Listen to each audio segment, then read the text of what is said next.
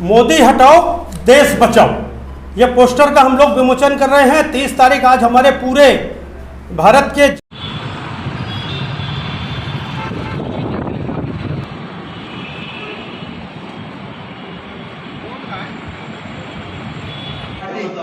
ये बात बताओ।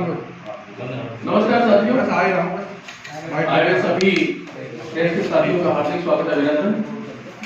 मित्रों, आज की प्रेस कॉन्फ्रेंस एक बहुत खास प्रेस कॉन्फ्रेंस है और अब से कुछ ही देर में वो क्या खास बात है इसका खुलासा हम लोग करने वाले हैं।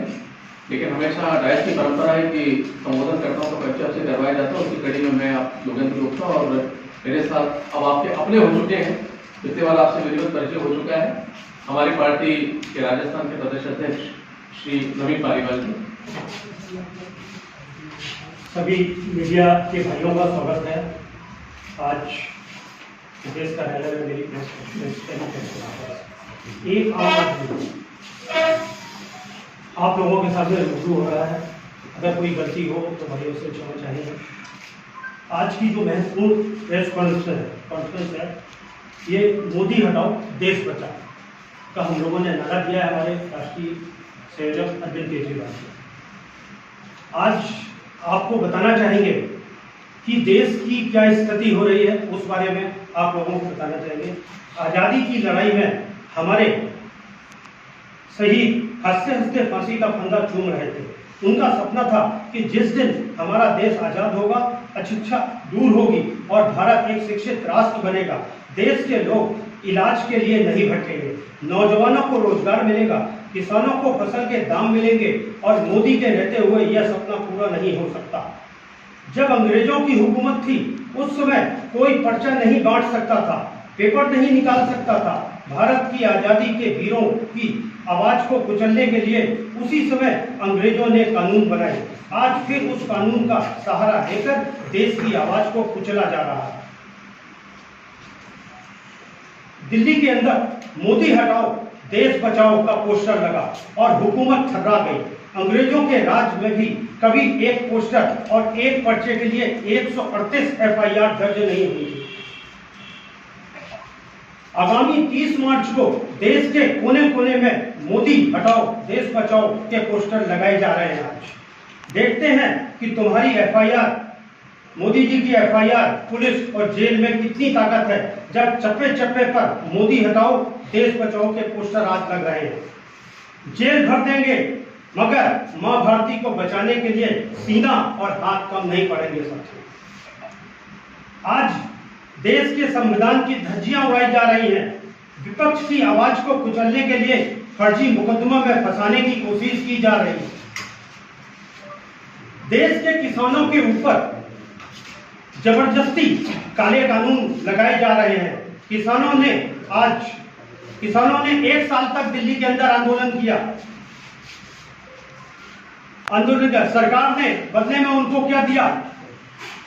देश के न्यूनतम समर्थन मूल्य और कानून का दर्जा नहीं दिया, मगर ऐसा नहीं हुआ। देश के छात्रों की आवाज को देशद्रोही आतंकवादी कहकर कुचला जा रहा है। देश में मजदूर दयनीय जिंदगी जीने को मजबूर हैं। भगत सिंह और बटुकेश्वर दत्त ने असेंबली में बम इसलिए फेंका था कि मजदूरों के खिलाफ सेफ्टी बिल लाया जा रहा था। आज मजदूरों के सारे कानून और अधिकारों को खत्म कर केवल 4 कानून में समेट दिए गए हैं। जहां जहां प्रधानमंत्री मोदी गए हैं वहां वहां अडानी का साम्राज्य विकसित करते रहे हैं। जब तक देश के प्रधानमंत्री नरेंद्र मोदी रहेंगे, क्या मोदी जी अडानी जी की जांच करा पाएंगे? स्वतंत्रता सेनानियों की आत्मा हमें ताकत दे, हम इस तानाशाही सरकार से लड़ सकते हैं और देश की विरासत को बचाने के लिए कामयाब हो रहे हैं। साथियों, आज आप लोगों के सामने देश के जो भी हालात हैं वो आप लोगों से छुपे नहीं हैं। मीडिया लोकतंत्र की आवाज है। हम लोगों की जो आवाज है, जनता की जो समस्याएं हैं, उसको जनता के सामने तक ले जाने का उत्तरदायित्व आप लोगों के बीच में है। आप लोगों को दिया है लोकतंत्र ने। मैं कोई बड़ा प्रवक्ता नहीं हूं, लेकिन देश के लिए मर मिटने को तैयार हूं। आज देश की विडंबना है कि आज हम लोग अपने बच्चों को पढ़ाते हैं, शुरू से ही हम उन बच्चों के अंदर एक चीज दे देते हैं कि भाई रिश्वत दो और काम कराओ। कैसे हमारा देश ईमानदार बनेगा, कैसे हम बच्चों को ईमानदारी का पाठ पढ़ाएंगे। इसलिए हम लोग परिवर्तन की लड़ाई लड़ रहे हैं। मोदी जी जब सत्ता में आए थे तो मोदी जी ने पूरे हिंदुस्तान में पहली बार जगह जगह पोस्टर लगाए थे, बहुत हुआ भ्रष्टाचार, अब की बात मोदी सरकार। मैं आप लोगों से पूछना चाहता हूं कि आप लोगों को क्या लगता है इस देश का भ्रष्टाचार खत्म हुआ मोदी जी के आने से? नहीं हुआ ना। आज इस देश के अंदर किसानों की जो भी स्थिति है दयनीय हो रही है। आज किसान फसल उगाता है, मेहनत करता है, उसका परिवार दांव पे लगा रहता है, लेकिन पारिश्रमिक उसको कुछ भी नहीं मिलता है। वो दाने दाने के लिए मोहताज हो जाता है, कर्जा नहीं चुका पाता है, उसकी जमीनें नीलाम हो जाती हैं। साथियों, हम लोग कब तक इस व्यवस्था में जिएंगे?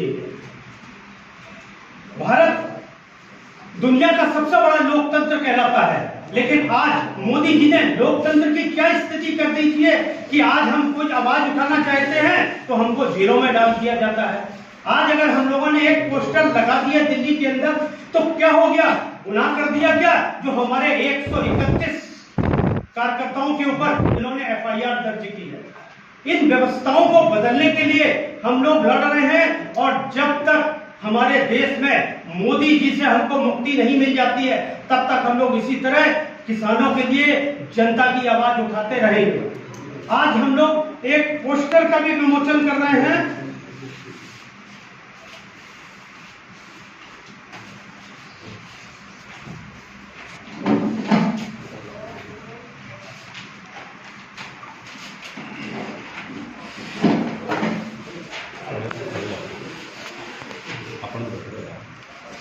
मोदी हटाओ देश बचाओ, ये पोस्टर का हम लोग विमोचन कर रहे हैं। 30 तारीख आज हमारे पूरे भारत के जहां भी हमारी सरकार है 12-13 प्रदेशों में हर जगह चौराहे चौराहे पर जाकर ये पोस्टर चिपका रहे हैं। और मोदी हटाओ देश बचाओ, अडानी की गुलामी बंद करो, इन नारों के साथ आज हम लोग जाएंगे और ये पोस्टर हम भी बाहर